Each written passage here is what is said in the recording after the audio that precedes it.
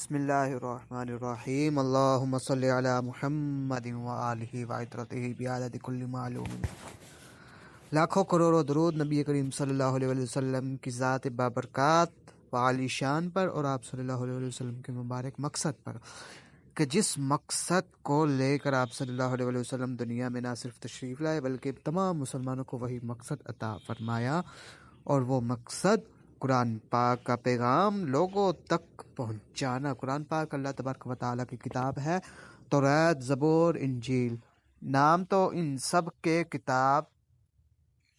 کے مختلف ہیں لیکن معنی بھی مختلف ہے۔ واحد قرآن پاک ایسی کتاب ہے جس کے معنی، جس کا مطلب قرآن پاک کی کتاب پر نہ صرف پورے اترتے ہیں بلکہ اس سے ملتے جلتے بھی ہیں۔ اب آپ دیکھیے،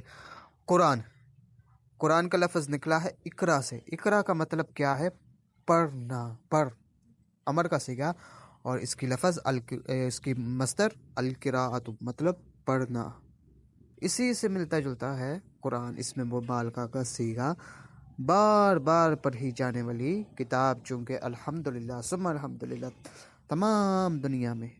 کسی نہ کسی کونے میں مسلمان بیٹھے ہوئے ہیں۔ نہ صرف مسلمان بلکہ غیر مسلم بھی اس کتاب کو پڑھتے ہیں، اور چونکہ بار بار پڑھتے ہیں، یہ کتاب ہے ہی ایسی کہ دوسروں کو نہ صرف متاثر کرتی ہے بلکہ دوسروں کے ذہن اور دل کو بھی اپنے طرف مائل کر دیتی ہے۔ یہی وجہ ہے کہ غیر مسلم اپنی زندگی کے معاملات قرآن پاک ہی کو دیکھتے ہوئے سلجھاتے ہیں، اور یہی وجہ ہے کہ آج وہ ہر میدان میں آگے نکل چکے ہیں۔ قرآن پاک ایک ایسی لاریب کتاب ہے کہ جو آپ صلی اللہ علیہ وسلم کے مبارک سینے پر اتری، جس میں اللہ تبارک و تعالیٰ نے نہ صرف قرآن پاک کا تعارف بیان فرمایا بلکہ قرآن پاک کو ماننے والے اور قرآن پاک کو ماننے والے میں کیا اوصاف ہونے چاہیے اور ان کو کن کن چیزوں سے بچنا چاہیے، اور زندگی میں رہتے ہوئے ان کو اللہ تبارک و تعالیٰ کی فرما برداری میں کس حد تک، بلکہ حد تو نہیں ہوگی، یوں کہنا چاہیے کہ اللہ تبارک و تعالیٰ کی فرما برداری کرتے ہوئے کیا اپنے والدین کی بھی نافرمانی کرنی چاہیے یا نہیں، یعنی کہ کس حد تک رہنا چاہیے منافقین یا مومنین کی حد تک، یعنی اوپر اللہ تبارک و تعالیٰ کا اور اندر دنیا کا، اس طرح نہیں، بلکہ قرآن پاک میں اس ہی کتاب میں یہ طریقہ بھی بیان ہوا کہ کس طرح اپنے ظاہر کو پاک کیا جائے، کس طرح باطن کو بھی پاک کیا جا سکتا ہے۔ اسی قرآن پاک پہ پچھلی امتوں کا تعارف اور پچھلی امتوں کے حالات جو گزر چکے، عاد اور سمود اور نوح، اور اس کے بعد حضرت لوط علیہ السلام کی قوم کا عبرتناک حال، جو امت مسلمہ کے گناہوں کو کم کرنے کے لیے اور اس کے بعد امت مسلمہ کے عبرت آمیز سبق نکالنے اور امت مسلمہ کو عبرت آمیز سبق حاصل کرنے کے لیے اسی قرآن میں بیان ہوئے۔ اسی قرآن پاک میں دنیا کے معاشرتی حالات، مسلمانوں کے حالات، اور مسلمان کس طرح دنیا میں رہتے ہوئے اللہ تبارک و تعالیٰ کی طرف لو لگا سکتا ہے، یہ بھی قرآن پاک میں بیان ہوا۔ تمام عبادات کے معاملات، تمام ذکر و اذکار، اور کس طرح شیاطین سے بچا جا سکتا ہے، کس طرح دنیا سے بچا جا سکتا ہے،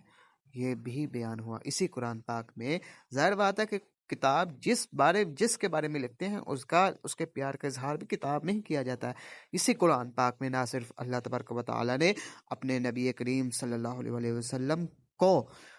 نہ صرف نام سے مخاطب کیا بلکہ کئی القابات سے بھی مخاطب کیا، جو واضح، جن کے معنی بھی واضح ہیں، اور ایسے کوڈ ورڈ ہم کہہ سکتے ہیں کہ ان سے مخاطب کیا گیا، وہ ہم انشاءاللہ تعالیٰ آگے پڑھیں گے،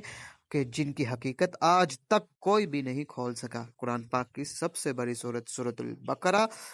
جس میں نماز، روزہ، زکوٰۃ، حج اور اس کے بعد لین دین کے معاملات، صدقات و خیرات کے معاملات وغیرہ بیان کیے گئے۔ اسی صورت میں قرآن پاک کی سب سے بڑی آیات، اور اسی صورت میں آیت الکرسی سب سے طاقتور اور سب سے پر اثر رکھنے والی آیت مبارکہ بیان کی گئی، اور اسی صورت میں اللہ تبارک و تعالیٰ نے مومنین اور منافقین کی پہچان الگ کر کے ان کو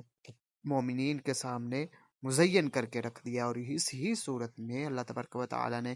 منافقین اور کفار کی پہچان بیان فرمائی، اور اسی صورت میں دو مقامات مقدسہ، یعنی پہلے اور دوسرے سپارے پر اللہ تبارک و تعالیٰ نے قرآن پاک کو سمجھ کر عمل نہ کرنے والوں کی پہچان کروائی، اور اسی صورت میں اللہ تبارک و تعالیٰ نے اپنے ذکر کی فضیلت بیان فرمائی، اور اسی صورت میں اللہ تبارک و تعالیٰ نے تحویل قبلہ بھی بیان فرمایا، جن کو انشاءاللہ تعالیٰ آگے پڑھیں گے۔ اللہ تبارک و تعالیٰ سے دعا ہے کہ وہ ہمیں اس قرآن پر عمل کرنے کی توفیق عطا فرمائے، آمین بجاہ النبی الکریم۔